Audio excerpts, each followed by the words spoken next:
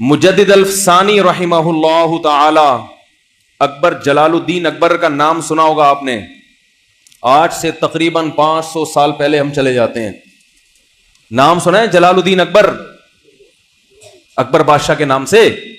ہندوستان جس میں بنگلہ دیش بھی تھا، جس میں پاکستان بھی تھا، برما بھی تھا، اس پورے ایریے پر حکومت کس کی تھی؟ شہنشاہ جلال الدین اکبر کی. تقریباً 48 یا 50 سال حکومت کی ہے. اتنا طاقتور ترین بادشاہ. آپ اندازہ لگاؤ اتنے بڑے خطے پر، جس خطے کو انگریز سونے کی چڑیا کہتا تھا، بر صغیر. ہر موسم ہے یہاں پہ، ہر قسم کی پیداوار ہے، ہر قسم کے معدنی ذخائر. اتنی دولت تھی بر صغیر میں کہ عالمگیر بادشاہ رحمت اللہ علیہ نے ایک دفعہ ارادہ کیا کہ میں ہندوستان کی دولت کو سرکاری سطح پہ گننا شروع کرتا ہوں. عاجز آ گئے. یہ تاریخی کتابوں میں لکھا ہوا ہے.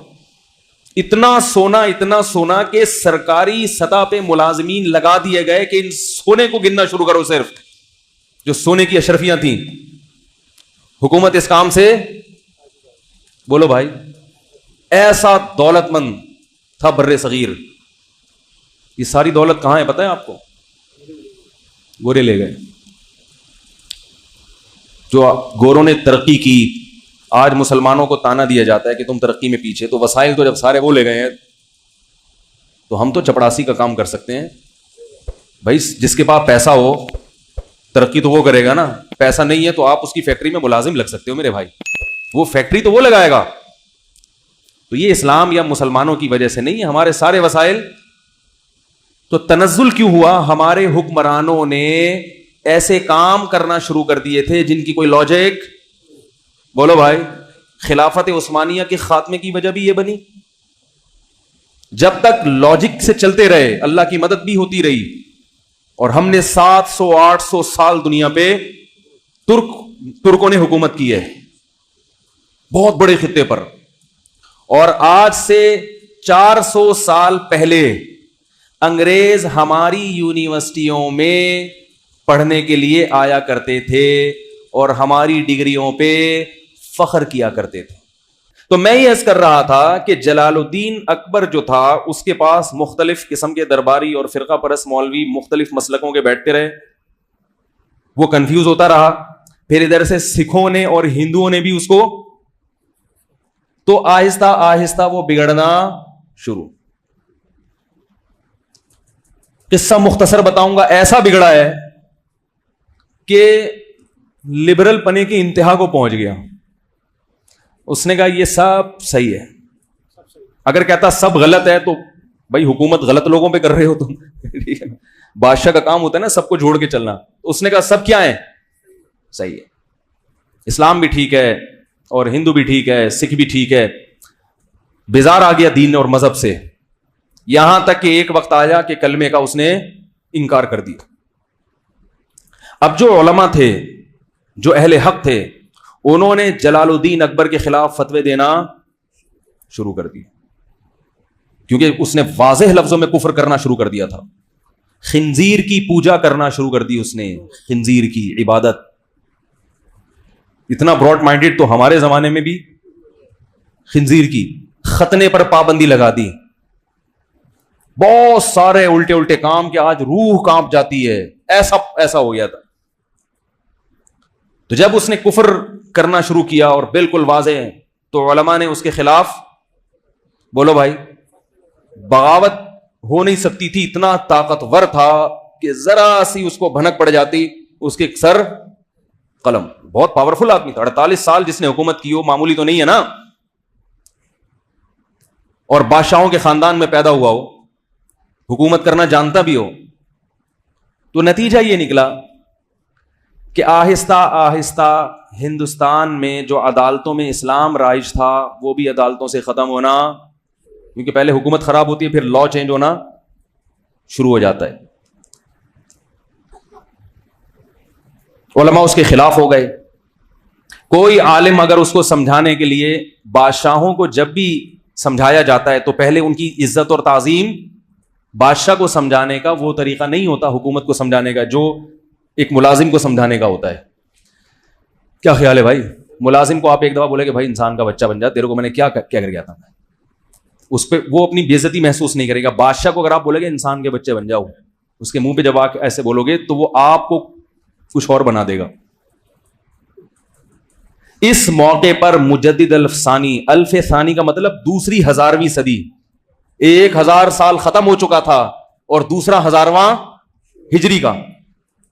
حدیث میں آتا ہے نا اللہ تعالیٰ ہر صدی کے شروع میں کسی ایسے مجدد کو بھیجے گا جو دین کی تجدید کرے گا.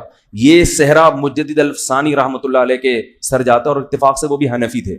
میں پھر بھی کہہ رہا ہوں میرا مقصد اس کو ہائی لائٹ کرنے سے آپ کو حنفی بنانا نہیں ہے، احناف کا بغض آپ کے دلوں سے نکالنا ہے کہ یہ کارنامہ بھی کسی حنفی کے کھاتے میں گیا ہے، ورنہ ہندوستان میں اسلام تہز نہز ہو گیا تھا. یہ وقت کے بہت بڑے عالم تھے اور تصوف میں بھی انتہا کو پہنچے ہوئے تھے.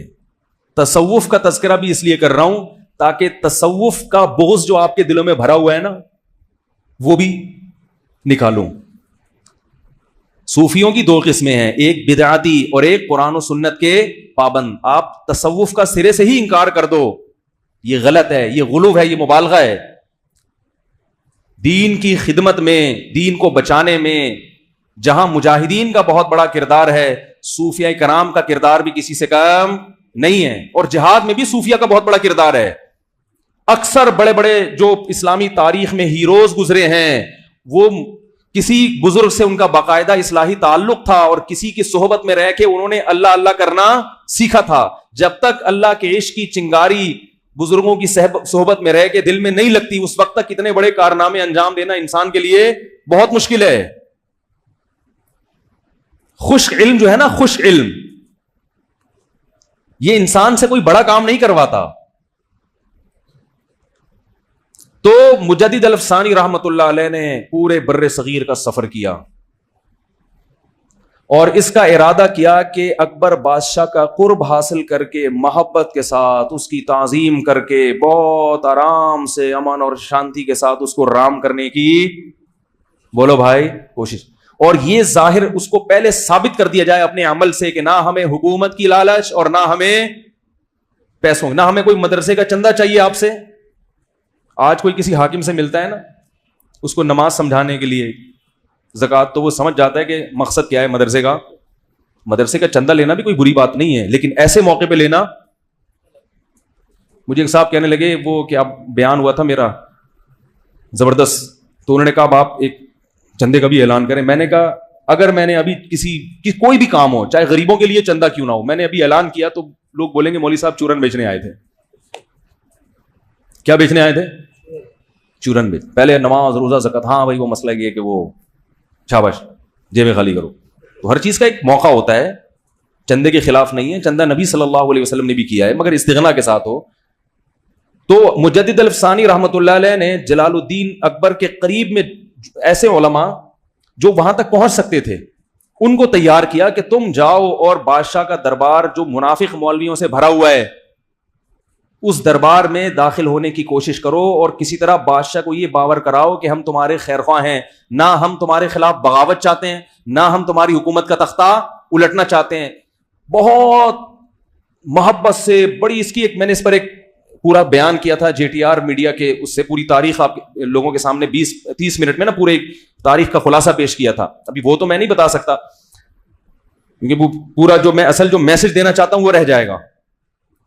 تو جا کر بہت محبت کے ساتھ بہت، اور پھر آہستہ آہستہ بادشاہ کے جو شہزادے تھے جن کو حکومت ملنے والی تھی بادشاہ کے مرنے کے بعد ان کو بھی تیار کرنا شروع کیا، محبت سے دین پر لا کے محبت کے ساتھ. یہاں تک ملتا ہے کہ مجدد الف ثانی نے اکبر بادشاہ کے بیٹے سے یہ کہا کہ جب تک تو جنت میں نہیں جائے گا میں اللہ سے وعدہ کرتا ہوں کہ میں بھی جنت میں نہیں جاؤں گا، میں اللہ سے تیری اتنی سفارش کروں گا. اب آپ بتاؤ کام کس نے کیا؟ وہ علماء جو فتویٰ دے رہے تھے کہ یہ ناجائز، یہ فلانا، یہ یہودی ہے، یہ انڈیا کا ایجنٹ ہے، یہ را کا ایجنٹ ہے، یہ فلانا ہے. ان لوگوں نے تو بیچاروں میں اخلاص ہوگا مگر کام انہوں نے کیا کر دیا؟ بگاڑ دیا. کیونکہ پاور تو اسی کے پاس ہے نا. آپ کے اس کے فتوا دینے سے اگر اس کا تختہ الٹ رہا ہوتا, کوئی دوسری حکومت آ رہی ہوتی, پھر تو فتووں کا فائدہ تھا. طاقت اس کے پاس ہے, قوت اس کے پاس ہے. اس قسم کے فتوے صحیح ہونے کے باوجود حکمت اور مصلحت کے ہر صحیح بات ہر ایک کے سامنے کرنے کی نہیں ہوتی. تو مجدد الافسانی رحمت اللہ علیہ نے ایسی پوری ٹیم تیار کر لی علماء کی, جو حکومت کے دربار میں داخل ہونے میں کامیاب اور بادشاہ کی نظروں میں قرب حاصل کرنے میں کامیاب. بادشاہ کو یہ احساس ہو گیا کہ یہ لالچی لوگ نہیں ہیں. کہا جاتا ہے کہ اکبر جو خنزیر کی پوجا کیا کرتا تھا, ختنے پر اور پابندی لگائی اور اسلامی شعار پر پابندی لگائی, مرنے سے پہلے کلمہ پڑھ کے دنیا سے رخصت ہوا ہے. لیکن وہ کام نہیں کر سکا جو اس نے خرابیاں پھیلائی تھیں. اکبر کے بعد جب اس کے بیٹے کے ہاتھ میں حکومت آئی ہے تو وہ نسبتاً اکبر سے, کیونکہ اس پہ محنت ہو چکی تھی. جو تبلیغ والے جا کے پاؤں پکڑتے ہیں نا, مالش والش بھی کرنے لگے ہیں, ٹھیک ہے نا. ہمارے ایک استاذ کہہ رہے تھے دیکھو بھائی بھائی کرتے کرتے پوری دنیا میں سب سے بڑی تنظیم بن چکی ہے. پوری دنیا کی سب سے بڑی تحریک. نہ کوئی بیچاروں کے پاس دلائل ہوتے ہیں, نہ حدیثوں کے حوالے ہوتے ہیں, نہ قرآن کی آیتیں ہوتی ہیں, صرف اخلاق اور بہت سیدھی دعوت کہ بھائی کلمہ پڑھا ہے, ہم سب نے کلمہ پڑھا ہے, کچھ ہماری ذمہ داری بنتی ہے, بس اس سے آگے آتا بھی نہیں ہے کچھ. اس کا یہ مطلب نہیں ہے کہ تبلیغ والوں کو علم ہی حاصل کرنا چاہیے. میں تبلیغ والوں سے میں کہتا ہوں, میں کیا بڑے علماء کہتے ہیں کہ یہ کام بھی کرتے رہو, لیکن ساتھ ساتھ ٹھیک ہے اخلاق سے آپ پوری دنیا میں پھیل تو گئے ہو, مگر صرف اخلاق کافی نہیں ہے, علم بھی ضروری ہے. وہ تبلیغ کے اکابر کہتے ہیں کہ علماء سے علم بھی سیکھتے رہو. صحیح تبلیغ میں کامل لوگ وہ ہوتے ہیں جو تبلیغ میں وقت لگانے کے ساتھ کسی شیخ و مرشد سے یا کسی عالم سے تعلق بھی قائم رکھے. ایسا عالم جو علم میں مضبوط ہو. علم کے بغیر انسان گمراہی کی طرف چلا جاتا ہے, چاہے کتنا ہی مخلص کیوں نہ ہو. تاریخ میں بڑے بڑے مخلصین ہیں جو گمراہ ہوئے ہیں. تو بالآخر اکبر کی اولاد میں عالمگیر بادشاہ پیدا ہوئے ہیں, اور وہ مجدد الافسانی رحمت اللہ علیہ جو ٹیم تیار کر کے دنیا سے جا چکے تھے. حضرت مجدد الافسانی کا تو انتقال ہو چکا تھا, لیکن عالمگیر بادشاہ پیدا ہوئے, وہ مجدد الافسانی کی محنتوں کا نتیجہ تھا. اور عالمگیر بادشاہ رحمت اللہ علیہ یہ وہ ہندوستان کی تاریخ میں بادشاہ ہیں جس کی انگریز بھی آج ایمانداری کی تعریف. انہوں نے بیت المال سے تنخواہ لینا بند, ٹوپیاں سی کے اپنا پیٹ پالا کرتے تھے, قرآن کی کتابت کر کے اپنا پیٹ